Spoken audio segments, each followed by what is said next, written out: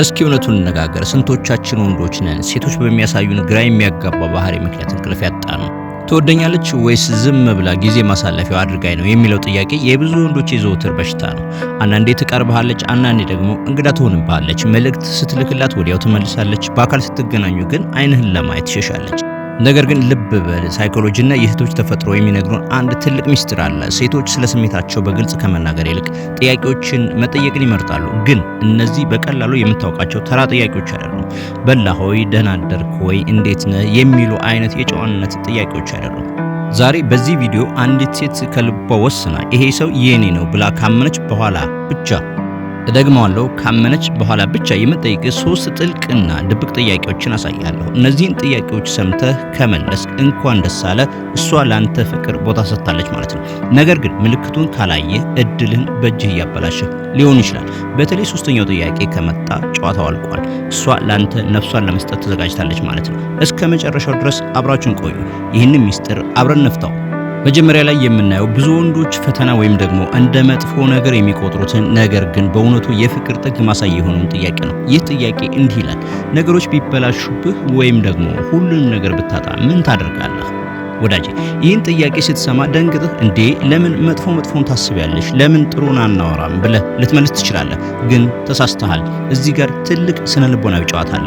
በዝግመተ ለውጥ ሳይኮሎጂ ጥናቶች መሰረት ሴቶች በተፈጥሯቸው ለደህንነት ወይም ደግሞ ለሴኩሪቲ ትልቅ ቦታ ይሰጣሉ። ነገር ግን ይሄ ሴኩሪቲ ማለት አንድ ወንድ ብር ስላለው ብቻ የሚመጣ አይደለም። ብር ዛሬ ያለ ነገ ላይኖር ይችላል። እሷ የምትፈልገው ያንተን መላፈጣሪነት ነው። አንዲት ሴት ዝም ብላ ለጊዜያዊ መዝናኛ ከሆነ የምትፈልግህ ኪስህ እስካለ ድረስ ብቻ አብራ ትሆናለች። ስትከስር ግን ጥላ ትጠፋለች። ነገር ግን ከልቧ ካፈቀረችህ የነገው ህይወቷ ካንተ ጋር እንደተሳሰረ ይሰማታል። ስለዚህ ነገ መከራ ቢመጣ ይሄ ሰው መውጫ መንገድ አለው ወይስ አብረን እንሰምጣለን ብላ ትጨነቃለች። እስኪ አንድ ብዙ ጊዜ የሚያጋጥምን ምሳሌ እንውሰድ። አንድ ወንድ ጥሩ ስራ አለው እንበል። እሷ ግን ድንገት እኔ የምልህ ከስራህ ብትባረር ወይም ደግሞ ድንገት አቅም ቢያንስ ምን የምናደርግ ይመስልሃል ብላ ትጠይቃለች።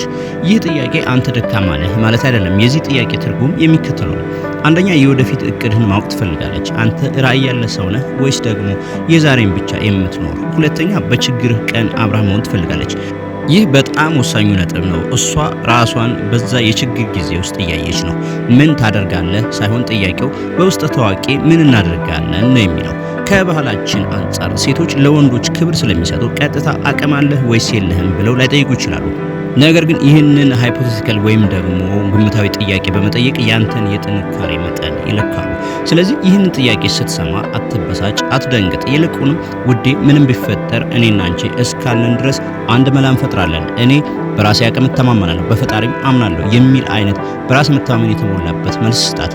ይህንን ስትመልስ አይኖቿ ውስጥ የሚፈጠረውን ብርሃን ልብ ብለህ ተመልከት። ያኔ ፍቅሯን ታረጋግጣለህ።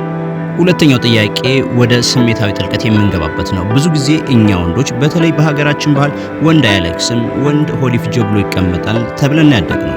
ስሜታችንን መደበቅ እንደ ጥንካሬ ይቆጠራል። ሴቶችን በአብዛኛው ጠንካራ ወንድን ይወዳሉ። ነገር ግን አንዲት ሴት በእውነት ስታፈቅርህ ያንተን ጠንካራውን ግድግዳ ሰብራ ወደ ውስጥ መግባት ትፈልጋለች። ያንተን እውነተኛ ማንነት ማየት ትሻለች። ይህ ጥያቄ ብዙውን ጊዜ እንዲህ በሚል ይመጣል። ማንም ሰው የማያውቀው ስላንተ የምትነግረኝ ሚስጥር ወይም ደግሞ የሚያስፈራ ነገር አለ? ወይም ለመጨረሻ ጊዜ ያለቀስከው መቼ ነው ብላ ትጠይቃለች። ይህ ጥያቄ ተራ ወሬ አይደለም።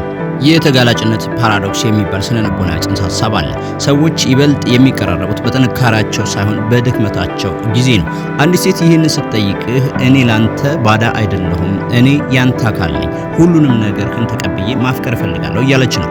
ብዙ ወንዶች እዚህ ላይ ይሳሳታሉ። ኧረ እኔ ምንም የሚያስፈራኝ ነገር የለም አንበሳ ነኝ ብለው ይመልሳሉ። ይሄ ለአንተ ጀግንነት ሊመስልህ ይችላል፣ ለእሷ ግን ግድግዳ ነው። እሷ የምትፈልገው ሱፐርማን ወይም ደግሞ በጣም ኃይለኛ የሆነ ወንድን አይደለም። የምትፈልገው ስሜት ያለውን የሚጎዳ ግን ደግሞ ያንን ጉዳት ተቋቁሞ የሚኖር የትዳር አጋር ነው። ለምሳሌ እንውሰድ። ምናልባት በልጅነት የገጠመህ መገለል ይኖር ይሆናል፣ ወይም ደግሞ ከዚህ በፊት በነበረ ግንኙነት የተጎዳበት አጋጣሚ ሊሆን ይችላል። እውነቱን ለመናገር አንዳንድ ጊዜ ብቸኝነት ያስፈራኛል ወይም ደግሞ የቤተሰቤ ኃላፊነት ይከብደኛል ብዬ እጨነቃለሁ ብለህ ስትነግራት እሷ ውስጥ የሚፈጠረው የእናትነትና የፍቅረኝነት ስሜት ይቀሰቀሳል። ይሄ ጥያቄ ትረስት ቴስት ወይም ደግሞ የመተማመን ፈተና ይባላል። ሚስጥርህን የምትነግራት ከሆነ እሷን እንደምታምናት ታውቃለች። ሴቶች ደግሞ የሚያምናቸውን ወንድ አብዝተው ያፈቅራሉ። ስለዚህ ይህንን ጥያቄ ከጠየቀች እርግጠኛ ሁን ልቧን ከፍታ እየጠበቀች ነው። አንተን ሙሉ በሙሉ ማወቅ እፈልጋለሁ የሚለው መልእክት ከበስተጀርባው አለና። አሁን ወደ ዋናው ጉዳይ መጣን። መግቢያው ላይ ይህ ጥያቄ ከመጣ ጨዋታው አልቋል ያልኩ ጥያቄ ይህ ነው። ብዙ ወንዶች ይህን ጥያቄ ዝም ብሎ እንደ ምክር መጠየቅ አድርገው ያልፉታል። ነገር ግን በውስጡ የያዘው መልእክት እጅግ በጣም ግዙፍ ነው። ጥያቄው ይህ ነው። ይህንን ነገር ማድረግ እፈልጋለሁ። ስራ መቀየር ሊሆን ይችላል፣ መማር ሊሆን ይችላል፣ አዲስ ቢዝነስ መጀመር ሊሆን ይችላል። አንተ ምን ትላለህ? ማድረግ ያለብኝ ይመስልሃል? ትላለች። ምናልባት ይሄማ ተራ ምክር መጠየቅ እኮ ነው ልትል ትችላለህ። ተሳስተሃል። ለምን እንደሆነ ልንገርህ። በስነ ልቦና የሚካኤል አንጀሎ ተጽዕኖ የሚባል ነገር አለ። ይህ ማለት በፍቅር ግንኙነት ውስጥ ያሉ ሰዎች እርስ በርሳቸው ተጽዕኖ እየተደራረጉ አንዱ ሌላውን ወደ ተሻለ ማንነት ይቀርጻል ማለት ነው።